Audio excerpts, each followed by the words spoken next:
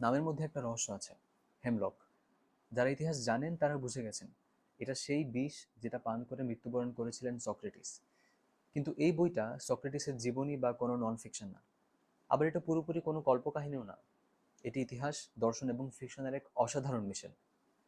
এই বইটা আমাদের নিয়ে যায় প্রায় 2500 বছর আগের এথেন্সে, যেখানে জন্ম নিয়েছিল গণতন্ত্র, দর্শন, বিজ্ঞান, সাহিত্য, এমনকি চিকিৎসা শাস্ত্র। এখানে আমরা দেখতে পাই সক্রেটিস, ক্রেতো, হেরোডোটাস, পেরিক্লিস, যাদের আমরা বইতে পড়েছি, তারা এখানে হয়ে ওঠে রক্ত মাংসের মানুষ। তাদের কথোপকথন, তাদের দ্বিধা, তাদের বিভিন্ন প্রশ্ন এবং সেই প্রশ্ন থেকে জন্ম নেয় জ্ঞান।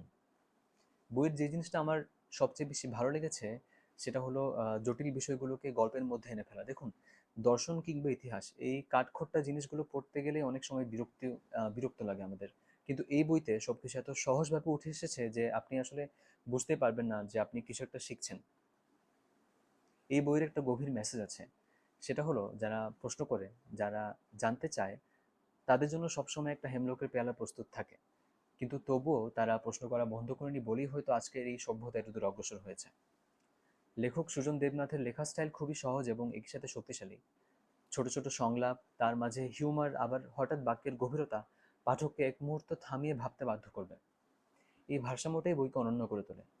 যারা ইতিহাস ভালোবাসেন, যারা দর্শন বুঝতে চান সহজভাবে, আর যারা গল্পের মধ্যে জ্ঞান খুঁজে বেড়ান, তাদের বইটি নিঃসন্দেহে ভালো লাগতে চলেছে।